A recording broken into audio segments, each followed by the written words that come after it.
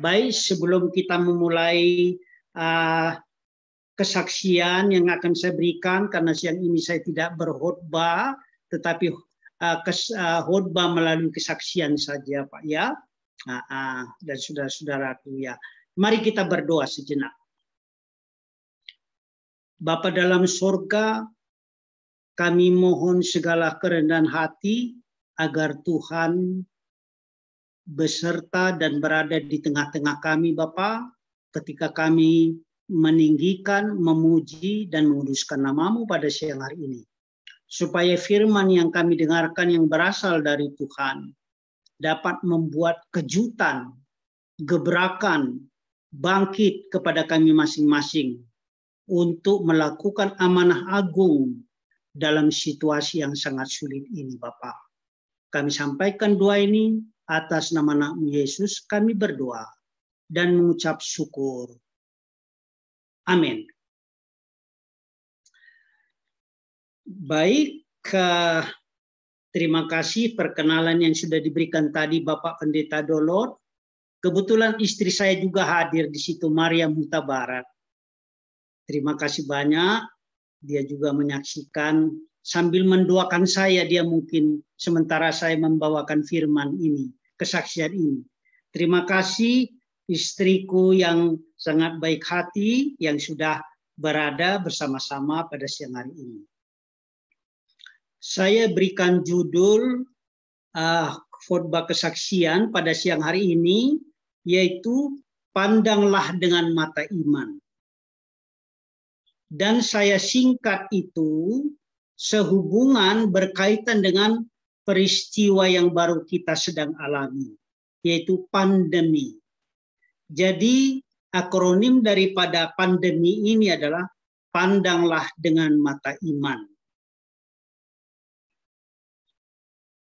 Di dalam terima kasih tadi ayat inti yang sudah dibacakan oleh Bapak tadi, terima kasih Pak ya. Dan juga ayat bersahutan tadi yang sangat indah. Iman adalah dasar dari segala sesuatu yang kita harapkan. Dan bukti dari segala sesuatu yang kita tidak lihat. Kita hidup berjuang, berjalan, ya, ingin mencapai sesuatu, menjalankan hidup ini.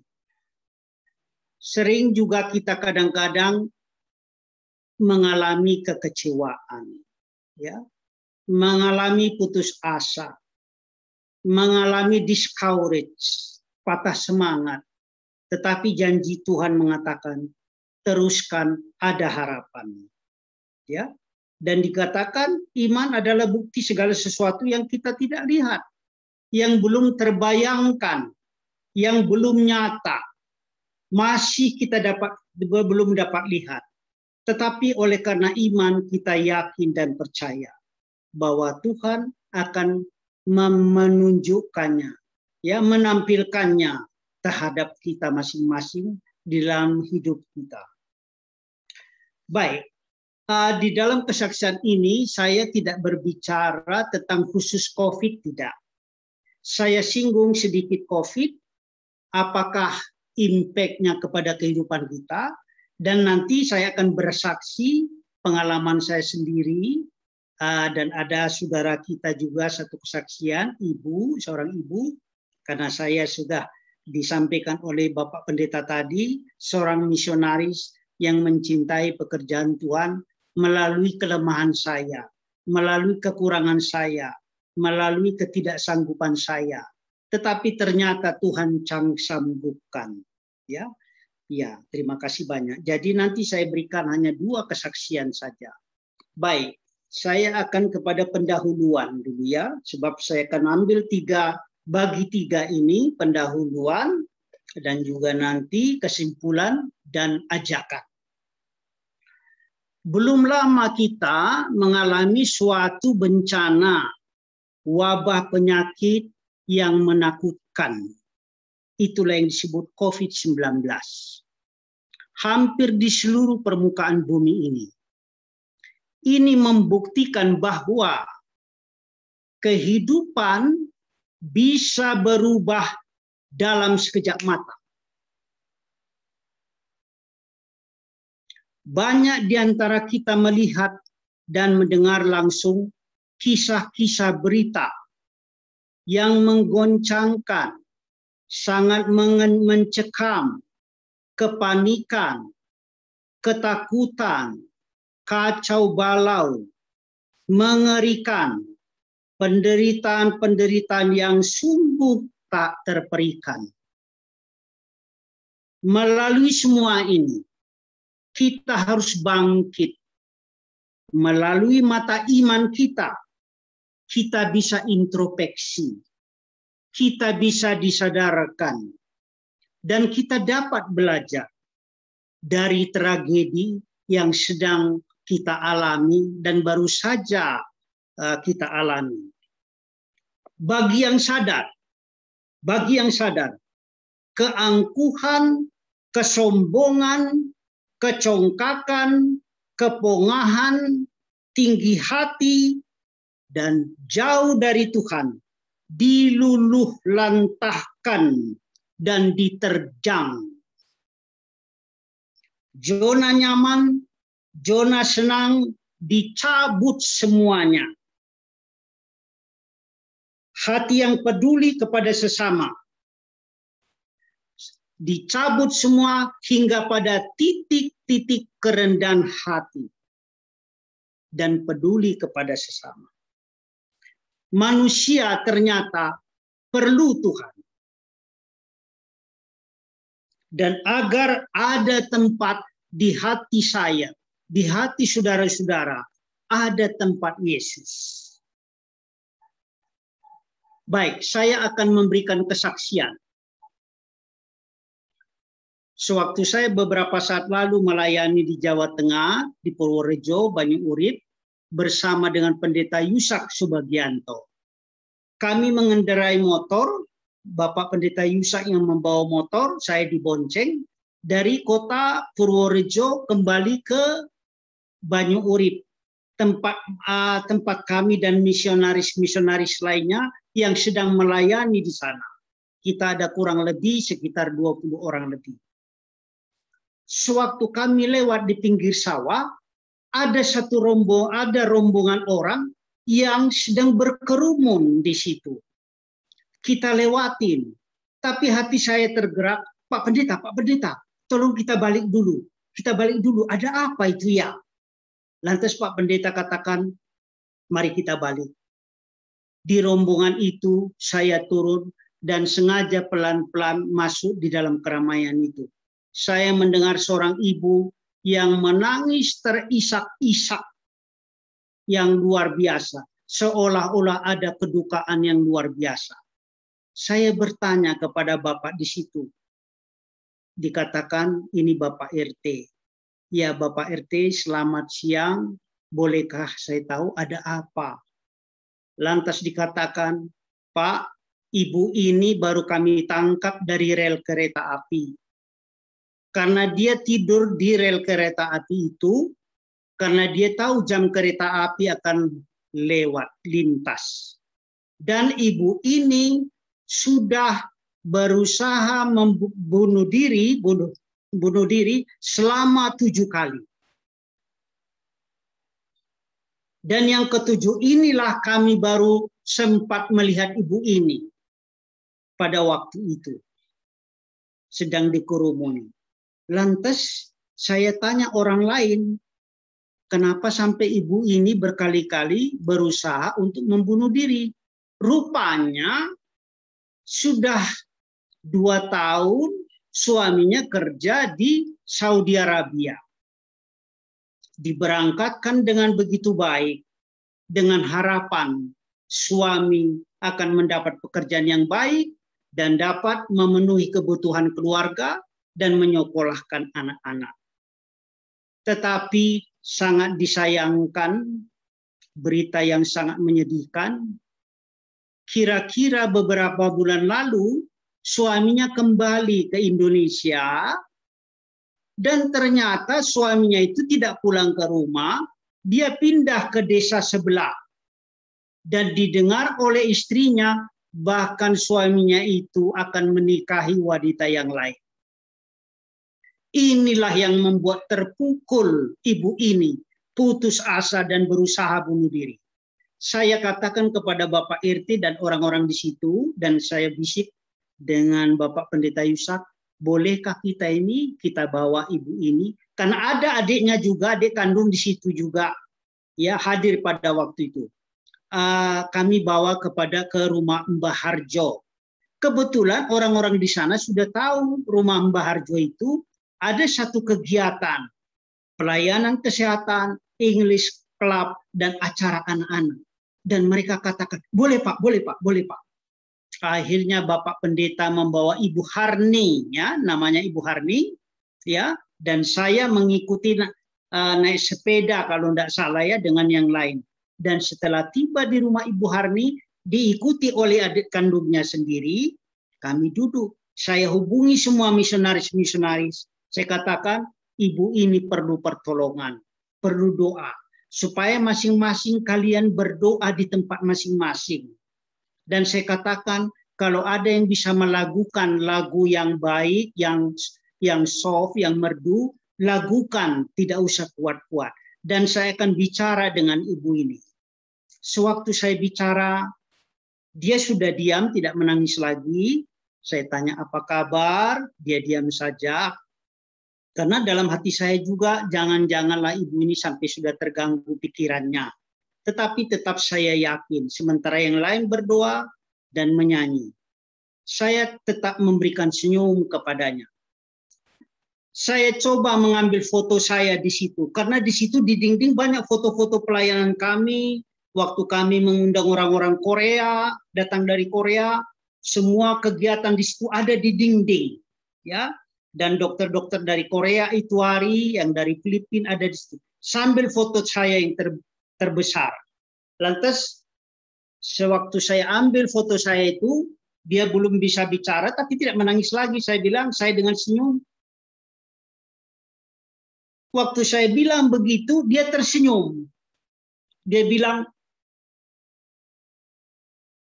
dia kenal saya. Foto itu dengan saya, bahwa itu adalah foto saya. Waduh, puji Tuhan. Saya pikir. Dan kemudian kami mendekat, yang lain mendekat, dan menyapa dia, dan menyalam, dan melemparkan senyum masing-masing.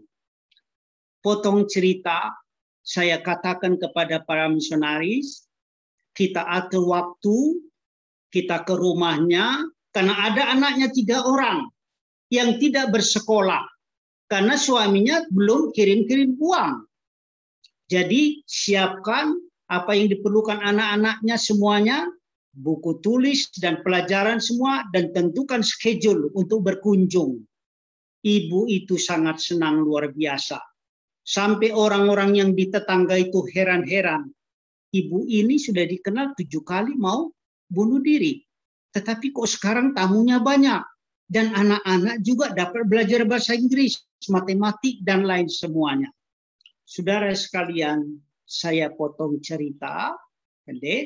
Sementara saya meninggalkan Banyurit kembali ke Bandung, terus pelayanan itu berkesinambungan.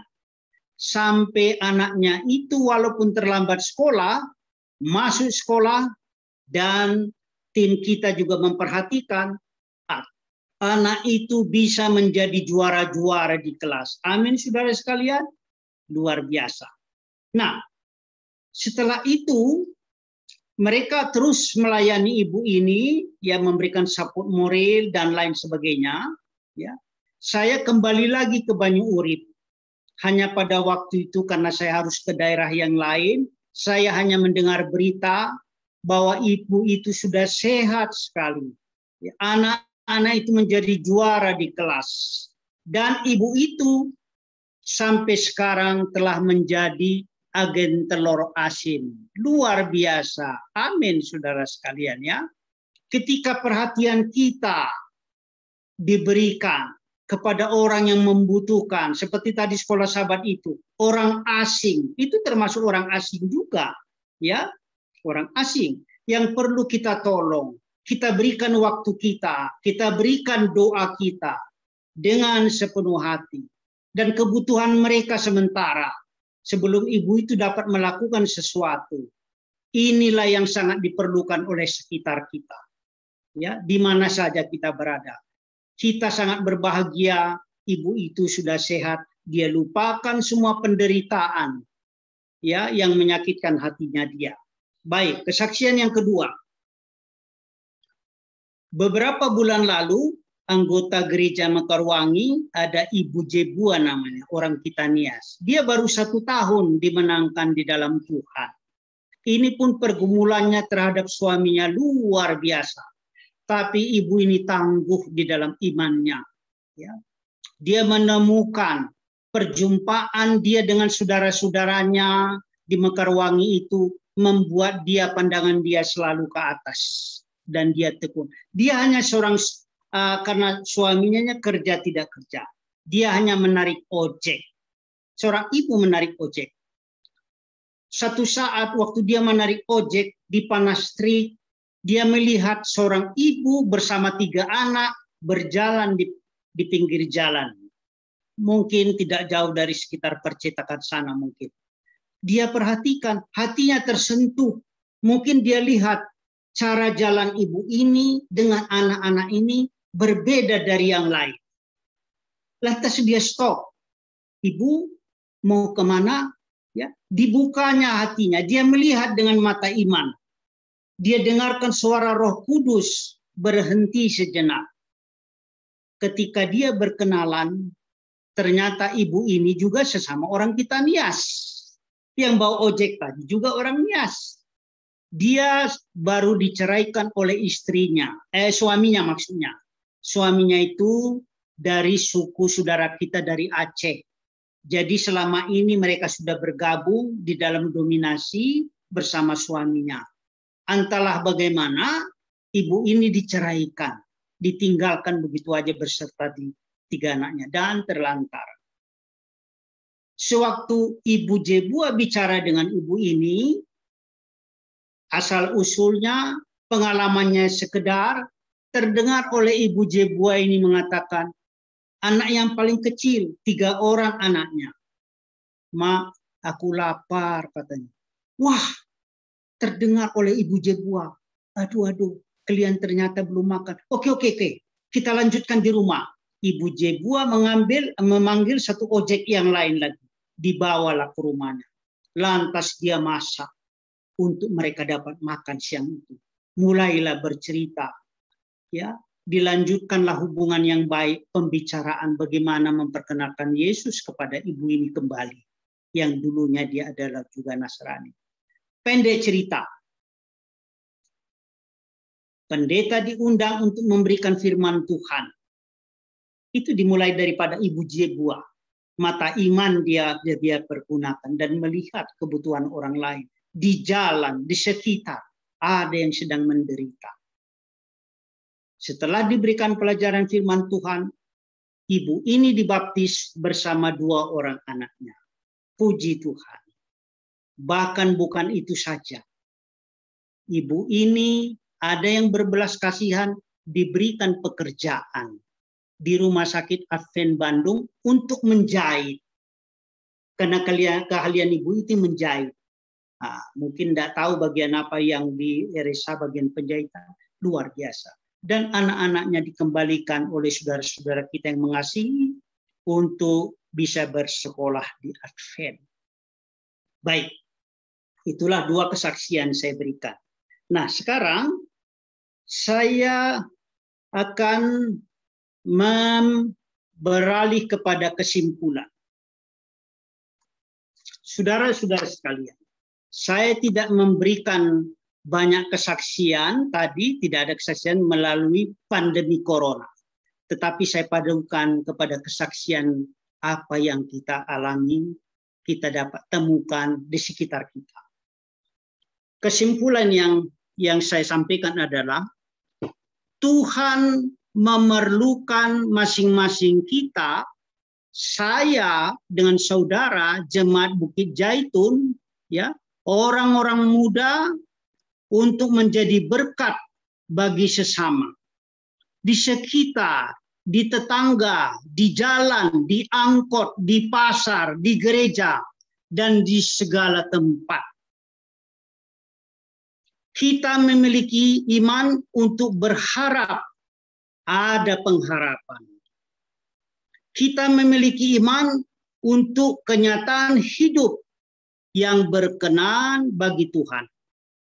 Yang tadinya kita tidak lihat, tidak terbayangkan, tidak terpikirkan. Di dalam Yeremia 33 ayat 3.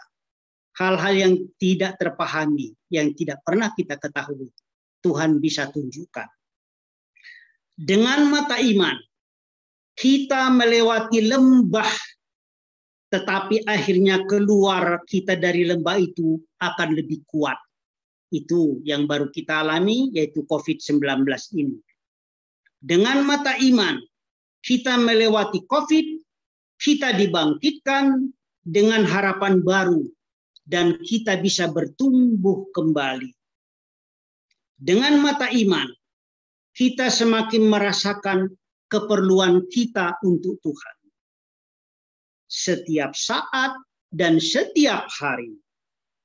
Dengan mata iman, kita akan bertemu Tuhan di dalam kekurangan kita, dalam kelemahan kita, dalam kelalaian kita. Dengan mata iman, ini sering kita alami, ya. Dengan mata iman, dia menunda kesembuhan kita kadang-kadang, supaya kita memperlihatkan kemuliaan Tuhan, supaya kita sanggup mencerminkan Yesus di dalam kegiatan aktivitas kehidupan kita sehari-hari, di dalam keluarga kita, anak-anak kita, sesama kita, ya, di mana saja, bagi orang lain, bagi tetangga kita.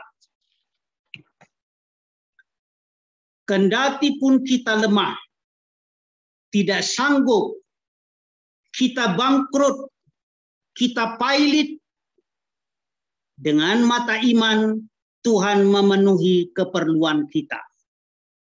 Dengan mata iman, kita akan merasakan apakah kita apakah kita ikut tujuan Tuhan. Apakah kita memahami dan menyamakan impian Tuhan dengan impian kita. Apakah kita menyatakan kerinduan Tuhan dengan kerinduan kita terhadap sesama, terhadap keluarga, terhadap jemaat Tuhan. Saudara sekalian, inilah kesaksian yang bisa saya berikan kepada kita siang hari ini, dan Tuhan memberkati. Amin.